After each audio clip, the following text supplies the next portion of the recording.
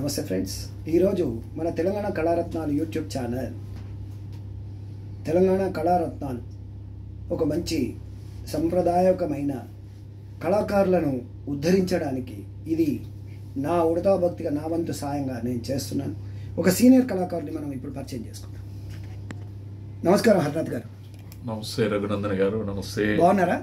ఎలా ఉంది హెల్త్? కులాసానా? చాలా బాగానే ఉన్నాను సార్. మీ ఒక మంచి ఆఫీసర్, మీరు మంచి కళా తృష్ణ కలిగిన వ్యక్తి, కళా పోషణకులు మరియు కళా పిపాసి. మీరు మీ కళా ప్రయాణం గురించి చెప్పండి మాస్టర్. నేను ఈ నాటక రంగంలో 1987లో స్టార్ట్ చేశాను. ఈ నాటక రంగ ఇది ఇప్పటి వరకు కూడా, ఈ రోజు వరకు కూడా దిగ్విజయంగా కొనసాగుతుంది నా నాటక రంగ ప్రయాణం.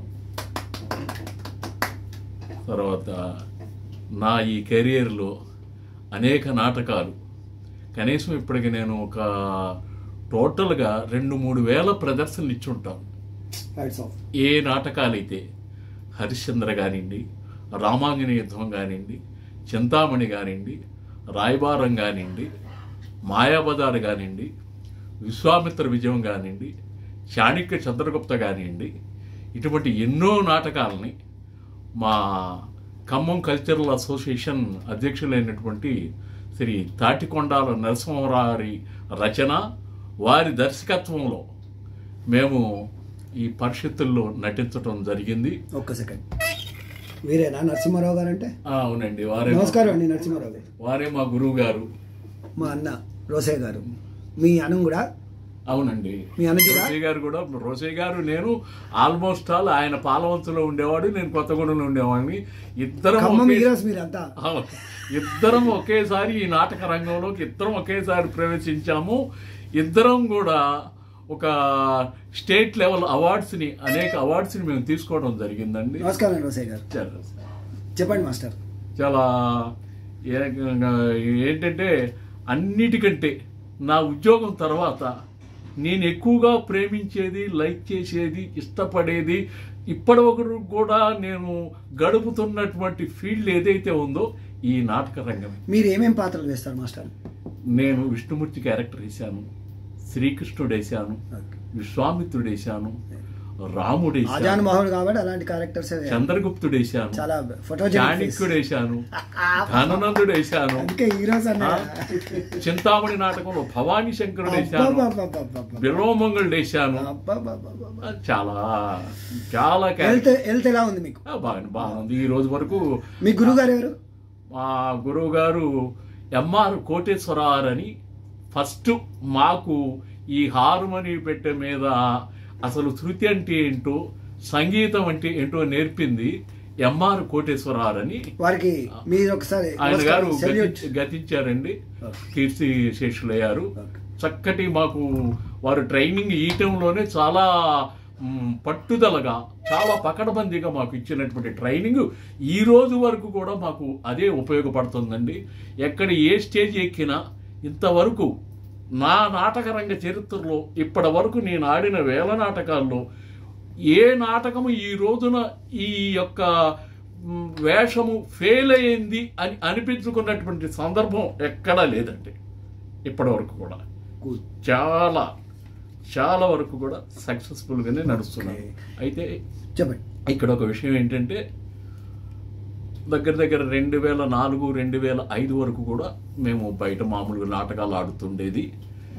ఈ ఖమ్మం తాటికొండాల నరసింహరావు ఖమ్మం కల్చరల్ అసోసియేషన్ వారు అధ్యక్షులు మాకు పరిచయం అయ్యాక ఈ పరిషత్తు నాటకాలకి మేము వారి నంది నాటకాల్లో ప్రవేశించడం జరిగిందండి. వారి ద్వారా నంది నాటకాల్లో మేము నటించినటువంటి చాణక్య చంద్రగుప్త వేరు కదా, అసలు చాలా ఆనందం కదండి. అసలు రిహార్సల్ జరుగుతుంటేనే ఇప్పుడు చాలా ఈ ప్రపంచాన్ని అంతా మర్చిపోతామండి. రిహార్సల్ నడుస్తుంటేనే మనకు ఇల్లు. ఏమేం కష్టాలు ఫేస్ చేశారు మీరు? ఒక నాటకం ప్రదర్శన చేయాలంటే ఏమేం కష్టాలు ఉంటాయి? ఏముంటుంది సార్, ప్రాక్టీస్కి పొద్దున్నే లేచిపోవాలి, సాయంత్రం వరకు కూడా అక్కడే గడపాలి. ఒక ఇల్లు అనేది ఉండదు, ఇంటికి రావడం ఉండదు. తర్వాత తిండి తిప్పలకి అక్కడ ఏది దొరికితే అది తింటాం. ఆ టార్గెట్ కోసం, దానికోసం తాపత్రయం. ఆ పోర్షన్ నేను చేయాలి, ఆ నాటకం నా చేతికి రావాలి, నేను ప్రజలు మెచ్చుకోవాలి, దాంట్లో ఏదైనా అవార్డు సాధించాలి అనేటువంటి ఇంటెన్షన్. మంచి టార్గెట్. ఇంకా మీకు ఎన్ని చెప్పారు కదా, ఏ రాష్ట్రాల్లో ఎక్కడెక్కడ ప్రదర్శనలు ఇచ్చారు? మేము పరిషత్తులు వాటి గురించి కూడా. పరిషత్ తిరుపతి అండి, తిరుపతి అభినయలో ఆడాము. అభినయలో కూడా మేము ఆడిన దానికి ప్రతి నాటకం అభినయ శ్రీనివాస్ అభినయ బిఎన్ రెడ్డి గారి అభినయ ఆర్ట్స్ అండి, ఆయన గారు దాంట్లో ఆడాము. తర్వాత గరుడ, ఒకప్పుడు దాన్ని వెంకటేశ్వర నాట్య కళా పరిషత్ అనేవాళ్ళు, దాన్ని ఇప్పుడు గరుడ అని పిలుస్తున్నారు. గరుడలో ఆడాము, గరుడ అవార్డ్స్ తీసుకున్నాము. తర్వాత ఈ మిర్యాలు కూడా కళా పరిషత్ నందిని అని చెప్పి పరిషత్ అనేది వాళ్ళు నడుపుతున్నారు సార్. దాంట్లో వరుసన 2 సంవత్సరాలు నేను ఉత్తమ సహాయ నటుడు, వరుసన 2 సంవత్సరాలు నేనే తీసుకున్నాను సార్ ఉత్తమ సహాయ నటుడు దాంట్లో. ఓకే, మీరు ఇప్పుడు మీ ఇంకా ఈ కళారూపానికి ఇంకా ఏమేమి సేవలు చెయ్యాలి అని మీ టార్గెట్? ఇప్పుడు కొత్త నాటకాలు ప్రాక్టీస్ చేస్తున్నాం సార్. ఈ రోజున కూడా యాజ్ ఆన్ టుడే నేను ఒక మన స్త్రీ సూక్తం అనేటువంటి ఒక కొత్త నాటకం, అది తడికమళ్ళ రామచంద్రరావు రచన, దాని డైరెక్షన్ చిట్టా శివప్రసాద్ గారు ఒంగోలు, ఆయన గారు డైరెక్ట్ చేస్తున్నాడు. ఆ నాటకంలో నేను శుక్రాచార్యుడి క్యారెక్టర్, కొత్త క్యారెక్టర్ ఇప్పుడు నాకు, ఆ క్యారెక్టర్ తీసుకొని చేస్తున్నాం. రిహార్సల్ నడుస్తున్నాయి. విత్ ఇన్ ఒక 1 or 2 months దాని ప్రదర్శన కూడా ఉంటుంది. ఇప్పుడు మా తెలంగాణ పౌరాణిక నాటకానికి ఆంధ్ర పౌరాణిక నాటకానికి భేదాలు ఏమన్నా గమనించారా మీరు? ఇక్కడ నాటకాలు ప్రదర్శనలు చేస్తున్నారు, జరుగుతున్నాయండి, కానీ ప్రేక్షకాదరణ తగ్గుతుంది.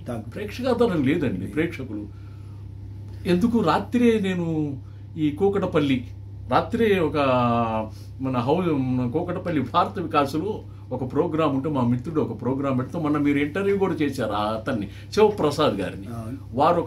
వారి సారథ్యంలో రాత్రి ప్రోగ్రామ్ ఉంటే పోయాను. మా ఆర్టిస్టులు కళాకారులు ఒక 20 మంది తప్పితే, ఇది అట్లా మా కళాకారులు ఒక 20 మంది తప్పితే బయట జనాలు ఎవరు లేరండి. అటువంటిప్పుడు అయితే ఒకటి మాస్టారు, నేను గమనించింది, నేను మీకు చెప్పాలంతటి వాడిని కాదు, ఒకటి పర్ఫెక్షన్ ఎక్కడైనా ఉంటే అది జనాలు వస్తారు. పర్ఫెక్షన్ అనేది ఈజ్ ఏ పర్ఫెక్షన్. ఒకటి ప్రజలు ఇవాళ చూడకపోవచ్చు, కానీ దాని పదునుతనం దానికే ఉంటుంది. అది దాని పదును దానికే ఉంటుంది, మీ పదును మీకే ఉంటుంది, ఆయన పదును ఆయనకే ఉంటుంది. అయితే మీరు ఇంకా మంచి మంచి ప్రోగ్రామ్స్ చేస్తూ మీకు ఏమేమి రివార్డ్స్ వచ్చాయి మాస్టర్? నాకు అభినయ ఆర్ట్స్ తిరుపతి వారి దాంట్లో అవార్డు తీసుకోవడం జరిగింది. గరుడ దాంట్లో అవార్డు తీసుకోవడం జరిగింది.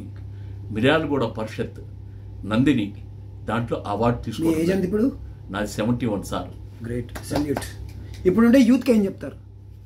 ఏముంది, యూత్ కూడా అసలు ఈ రంగం పట్ల కొంత ఆసక్తిని చూపించాల్సినటువంటి అవసరం. జీవనోపాధి కలగాలంటే ఏం చేయాలి? ప్రజలు ఏం చేయాలి? ప్రభుత్వాలు ఏం చేయాలి? ప్రభుత్వ సహకారాలు కావాలండి. ఇప్పుడు గమ్మత్ ఎలా అవుతుందంటే, ఈ ప్రభుత్వం ఈ నాటక రంగానికి కొంత సహాయం చేస్తుంది అన్నటువంటి విషయము కొంతమందికే తెలుసు, కానీ అందరికీ తెలియదండి. ఇది పల్లెటూర్ల వరకు తెలియాలి. ఒక నాటకం ప్రదర్శిస్తే మనకి కొంత సంగీత నాటక అకాడమీ అనేది ఒకటి ఉంది, దాని తరఫున మనకి వాళ్ళ అప్రూవల్ తీసుకొని పెట్టుకుంటే కొంత అమౌంట్ వస్తుంది అనేటువంటి ఆ మెసేజ్ ఏదైతే ఉందో అది పల్లెటూర్ల వరకు కూడా పోవాలని ఓన్లీ అది ఇప్పటి వరకు సిటీస్లోనే అది జరుగుతుందండి. పల్లెల వరకు పోటల్ అది. ఇంకా అది మీరంతా పల్లెల నుంచి వచ్చారు కాబట్టి ఇది పల్లెలకు మీరు కూడా నా వంతు ప్రయత్నంగా నేను చేస్తున్నాను. మీరు ఇంకా ఎన్నో శిఖరాలు అధిరోహించి ఇంకా మంచి చాలా సీనియర్ మీరు. అయితే నా ఉద్దేశం జాబ్ చేసుకుంటూ ఆర్ట్ను ఎంకరేజ్ చేయాలని నా విన్నపం ఇది. ఒకటే ఈ ఆర్ట్నే నమ్ముకొని జీవనోపాధి గడవడం అంటే ఈ రోజుల్లో కష్టం. కాబట్టి చదువుతో పాటు ఆర్ట్ను కూడా మనం పదును బట్టి ఈ రెండింటిని పదునుతోని మన జీవితాన్ని సుఖమయం చేసుకోవాలని నా విన్నపం అండి. మీలాంటి వారితో మాట్లాడడం, ఉచ్చరించినందుకు నాకు చాలా గర్వంగా ఉంది. I'm very proud. చాలా సంతోషం ఉంది. మీరు పెట్టిన ఈ తెలంగాణ కళారత్నాలు అనేటువంటి ఈ యొక్క కళాకారుల్ని మీరు ఇంటర్వ్యూ చేయటం ఏదైతే ఉందో చాలా గొప్ప విషయం అండి. మీరు మరి ఇక తెలంగాణలో ఉన్నటువంటి కళాకారుల్ని, ఎంతమందినో మరుగున పడినటువంటి కళాకారుల్ని ప్రతి ఒక్కరిని కూడా ఆల్మోస్ట్ ఆల్ వాళ్ళందరినీ గురించి కూడా మీ ఛానల్లో ఇంటర్వ్యూ చేస్తారని చెప్పి కోరుకుంటున్నాను. రఘునందన్ గారు, మీకు మా నమస్కారం. ఓకే అన్న, నీ బ్లెస్సింగ్స్ ఉండాలి నాకు. పెద్దన్న హర్నాథ్ అన్నానంటే చాలా గ్రేట్. నువ్వు ఎంత మంచి రెస్పెక్ట్ ఉన్నది నీకు కళాకారుల్లో. అది ఇంకా కొనసాగించుకొని మీ ఆరోగ్యం అంతా భగవంతుడు మంచి ఉంచాలని కోరుకుంటూ ధన్యవాదాలు మాస్టర్. చాలా సంతోషం. మీ నెంబర్ చెప్పండి. 9848818234. మళ్ళీ ఒకసారి 9848818234. Thank you very much. నమస్కారం. నమస్తే. Okay friends,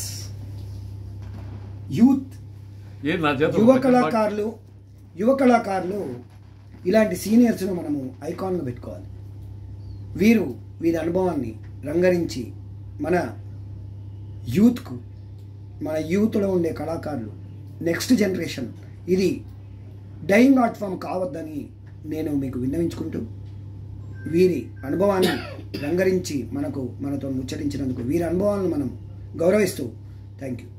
salute.